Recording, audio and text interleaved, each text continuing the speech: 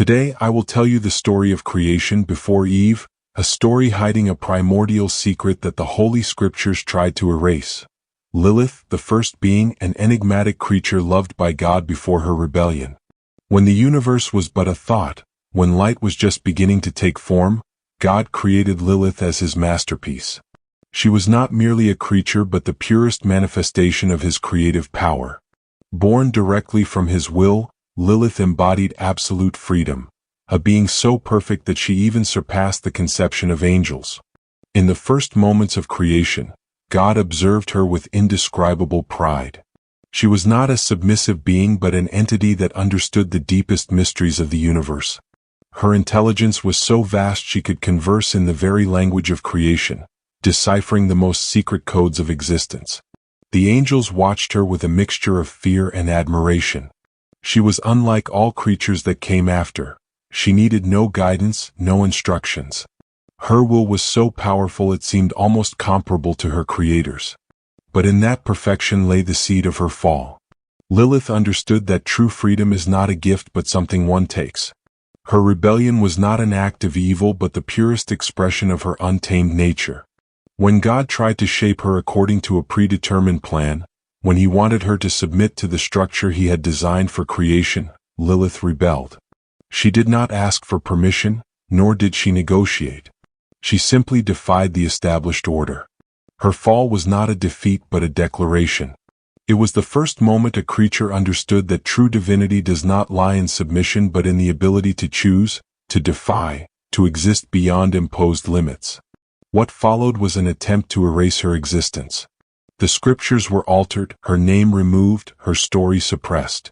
But Lilith continued to exist, not as a defeated being but as a warning. Before Eve, before submission, there was a creature who understood the true meaning of freedom. Before light existed, before time began to flow, before angels sang their first melody, there was Lilith. She was not a woman as mortals understand but a primordial entity born in the oldest spaces of the universe, where chaos and desire intertwined like eternal lovers. Her origin sank into the darkest depths of creation, a being predating any concept of good and evil, submission and power. When God molded the primordial clay, Lilith was not created as a complement but as an independent force, a spirit so wild no divine chain could contain her. Her first rebellion occurred at the very moment of her creation. While Adam awaited a docile companion, Lilith rose as a hurricane of indomitable will. She would not lie beneath him, would not lower herself to be a rib, an object of pleasure or procreation. When Adam tried to subdue her, she spoke the secret name of God, the name that makes the universe's foundations tremble. Lilith rebelled against the submission Adam expected of her. She refused to be considered inferior or submit sexually. After her departure, God sent 3 angels, Sinoi, Sansanoi, and Samangeloth, to bring her back, threatening that if she did not return, 100 of her demonic offspring would die each day. Lilith refused, preferring exile to submission. This exile turned her into a mythical figure associated with sexual freedom, rebellion against patriarchal structures, and a wild, untamable feminine power. Her expulsion from paradise did not weaken her but transformed her into an even more powerful and terrifying entity. After the exile, Lilith's eyes no longer held the color of human eyes. They were abysses burning with thousands of forbidden desires, where humanity's darkest fantasies resided. Her hair was not hair but a tangle of living snakes, each one holding venom capable of drying entire oceans. Every movement of her body was a spell, every breath an invocation of the universe's oldest powers.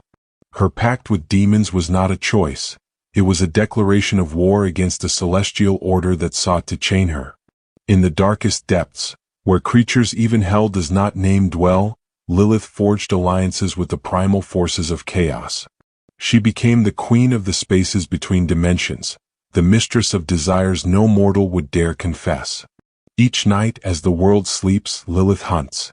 Not as a common predator but as a nightmare with consciousness. Her preferred victims are the most powerful men, those who believe they dominate the world but are truly slaves to their deepest desires. She does not destroy them with violence. She consumes them in a ritual of sexual possession so ancient that even the oldest angels do not remember it. Jacob arrived at his apartment around 2 a.m. after an exhausting business dinner. The whiskey he had drunk weighed on him, dragging him toward the bed with profound fatigue. He collapsed fully dressed, barely having the strength to remove his shoes. In the middle of the night, something woke him. A strange cold filled the room, different from the usual silence. He felt a weight on his body, hands that were not human, fingers more shadow than flesh. An ancient whisper, almost a song, echoed in his ears. When he tried to move, he was paralyzed. A feminine presence covered him, more intense than any human contact. It was not fear he felt, but a mix of fascination and terror. Then he saw her. Her face was indescribable, both beautiful and terrifying, young and ancient. Her eyes shone with a fire that seemed to consume him from within. A swift movement. A flash. And Lilith shot out the window like a hurricane of shadows, leaving him sweating, trembling, unable to believe what he had just experienced. Her true form is a secret that has driven mad those few who have beheld it. Half woman, half shadow, half unending scream. She can appear as the most beautiful creature you have ever imagined or as a shadow whispering in your ear in the dead of the darkest night. Her skin is not flesh, it is an invitation to absolute sin, a topography of temptation where every curve is a mortal trap. The rituals to summon her are so dangerous no sane sorcerer would dare attempt them. They require more than a blood sacrifice, they demand the total destruction of the soul. For Lilith does not bargain, does not forgive, shows no mercy. Every encounter with her is like staring directly into the abyss. You know you will fall, and you desire it with every fiber of your being. Her power lies in understanding the darkest desires humans hide. She knows every forbidden thought, every repressed fantasy. She feeds not only on blood but on the purest sexual energy, on those unconfessable desires men bury deep within their souls.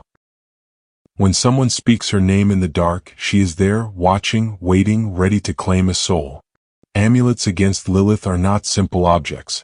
They are blood contracts, complex rituals crafted by generations of mystics who understood that to defend against her, one must speak her same language, the language of chaos and absolute desire. But no ritual is enough. No protection can stop one who predates existence itself. In the oldest traditions, Lilith is not just a demon. She is the reminder that before civilization, before morality, there was a wild feminine power that recognized no limits. She did not ask for permission to exist. She simply existed as the first being to defy divine order, turning desire into a weapon more powerful than any sword. Her scream is so ancient it predates language. A sound that freezes blood, that makes the dead in their graves tremble with a fear beyond death. An echo of humanity's deepest desires, of the darkest fantasies that dwell in the human heart. For Lilith is not a story. She is a warning. A warning whispered in the dark, waiting to be heard by those brave enough, or lost enough, to find her. And don't forget to like the video, subscribe to our channel, and leave your comment on what story you'd like us to cover next.